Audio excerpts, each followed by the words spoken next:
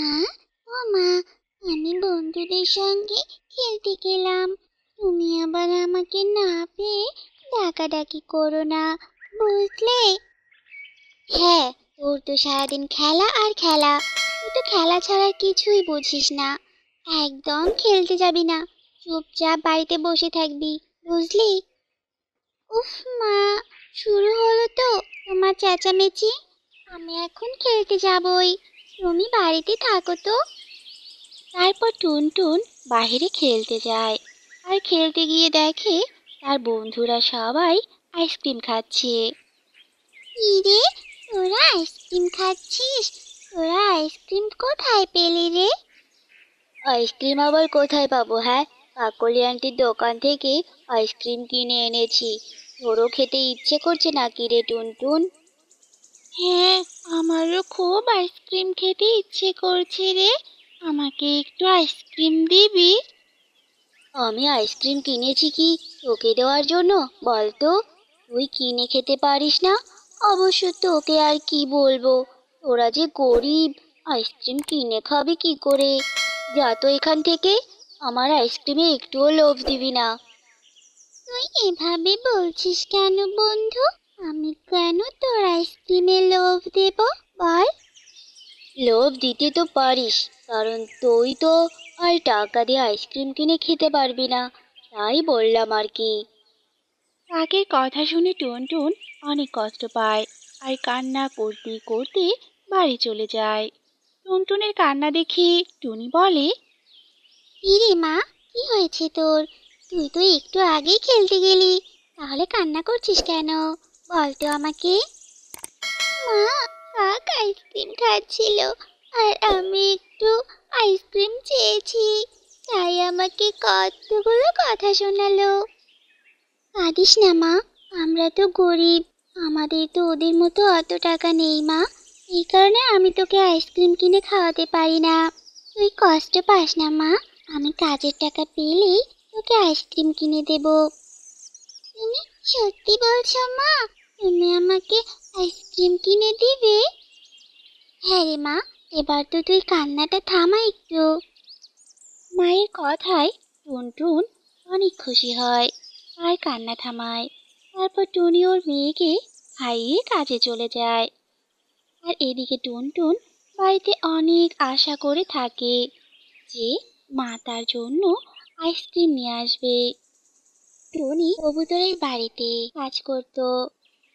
Madam, আমাকে আজ কিছু টাকা দিবেন? কেন রে টুনি, এখনো তো মাস শেষ হয়নি, তাহলে এক্ষুনি টাকা টাকা করছিস কেন? আসলে ম্যাডাম, হয়েছে কি, আমার মেয়েটা আইসক্রিম খাওয়ার জন্য খুব জেদ ধরেছে, তাই আপনি যদি অগ্রিম টাকা দিতেন তাহলে খুব উপকার হতো ম্যাডাম। আমি তোকে কোনো অগ্রিম টাকা দিতে পারবো না। আর তোর মেয়ের এত আইসক্রিম খাওয়ার শখ হয় কেন রে? যত সব ঝামেলা। কবুতরের কথায় টুনি অনেক কষ্ট পায় আর মন খারাপ করে বাড়িতে ফিরে আসে। টুনির হাতে আইসক্রিম না দেখে টুনটুন অনেক হতাশ হয় আর বলে, মা, তোমার হাতে আইসক্রিম কোথায় মা? তুমি তো বাড়ি ফেরার সময় আমার জন্য আইসক্রিম আনতে চেয়েছিলে, তাহলে আইসক্রিম কোথায় মা?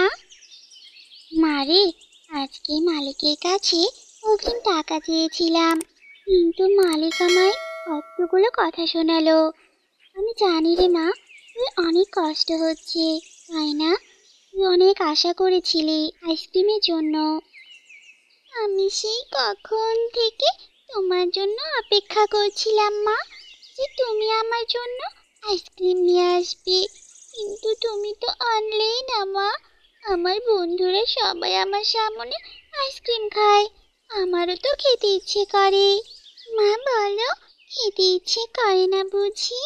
আমার ভালো লাগে না সবাই আমার সামনে আইসক্রিম খায়, তুমি শুধু আমাকেই আইসক্রিম কিনে দাও না। এসব বলে টুনটুন কাঁদতে কাঁদতে ঘুমিয়ে পড়ে। আর টুনিও মেয়ের কান্না দেখে অনেক কষ্ট পায়। হে উপরওয়ালা, আমার মেয়েটার সামান্য ইচ্ছে আমি পূরণ করতে পারছি না। মেয়েটা আমার আইসক্রিমের জন্য পাগল হয়ে আছে, আর আমি সামান্য আইসক্রিমই মেয়েকে কিনে খাওয়াতে পারছি না। এ কেমন মা আমি, ঠিকভাবে বাজারও করতে পারি না, আর আমার মেয়েটাকে ভালো মন্দ খাওয়াতেও পারি না। এসব ভাবতে ভাবতে টুনিও ঘুমিয়ে পড়ে। আর এভাবে তাদের মা মেয়ের দিন কাটতে থাকে। টুনটুন রোজ রোজ টুনির কাছে আইসক্রিমের জন্য বায়না করত, কিন্তু টুনি আইসক্রিম খাওয়াতে পারতো না। একদিন টুনটুন কাকলির আইসক্রিমের দোকানের পাশ দিয়ে যাচ্ছিল। এমন সময় টুনটুন কাকলিকে বলল, কাকলি আন্টি, ও কাকলি আন্টি, তোমার দোকানের আইসক্রিম খেতে তো ভারী মিষ্টি। আমাকে একটা আইসক্রিম দেবে গো? হ্যাঁ রে, তুই যে আইসক্রিম খেতে এসেছিস, তা তোর কাছে কি টাকা আছে বল তো? কাকলি আন্টি, আমার মায়ের কাছে কত আইসক্রিম খেতে চাই, কিন্তু মা আমাকে দেয় না। তুমি আমাকে একটা আইসক্রিম দাও না আন্টি। এই, তুই যা তো এখান থেকে। একদম আমাকে বিরক্ত করবি না, বলে দিলাম। টাকা নেই আবার এসেছে আমার দোকানে আইসক্রিম খেতে। যা বলছি এখান থেকে, যত সব। ছোট্ট টুনটুন তবুও কোনো কথাই শুনতে চায় না।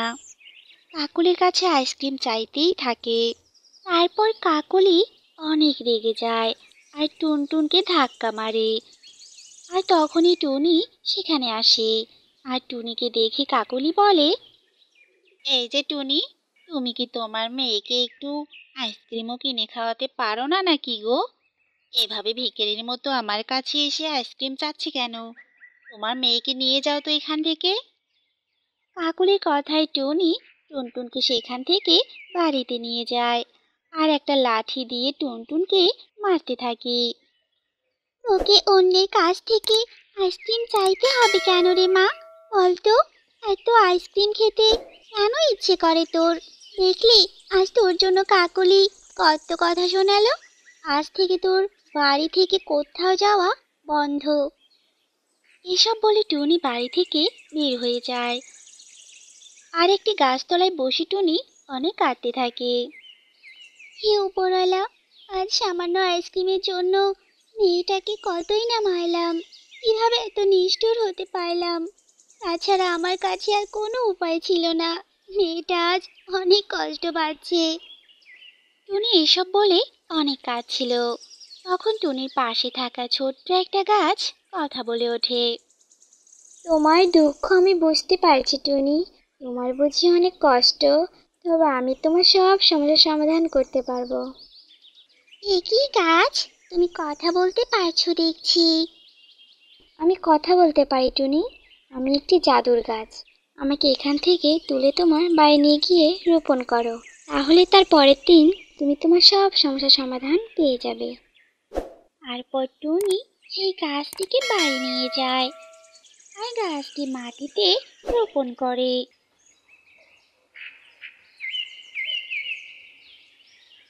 আর পরের দিন সকালে টুনি অনেক অবাক হয়ে যায়, কারণ সেই জাদুর গাছটি একদিনে অনেক বড় হয়ে গিয়েছিল আর গাছে অনেক আইসক্রিমও ধরেছে।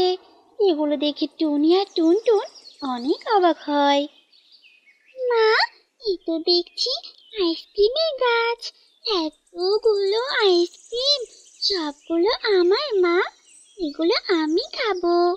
এগুলো খেয়ে তো আমি কোনোদিন শেষই করতে পারবো না।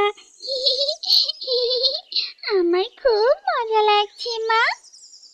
হ্যাঁ রে মা, এগুলো সবই তোর। তুই সবগুলো আইসক্রিম একাই খাবি, বুঝলি? তারপর থেকে টুনটুন সেখানকার আইসক্রিম খেত আর বাকি আইসক্রিমগুলো টুনি বাজারে বিক্রি করে তার অভাব পূরণ করত। তো বন্ধুরা, আমাদের আজকের গল্পটি তোমাদের কাছে কেমন লেগেছে? যদি গল্পটি ভালো লেগে থাকে তাহলে এক্ষুনি লাইক, কমেন্ট এবং শেয়ার করতে ভুলবে না।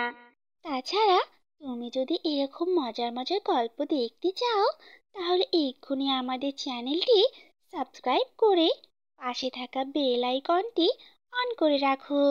তাহলে পরবর্তী নতুন ভিডিও তোমার কাছে সবার আগে পৌঁছে যাবে।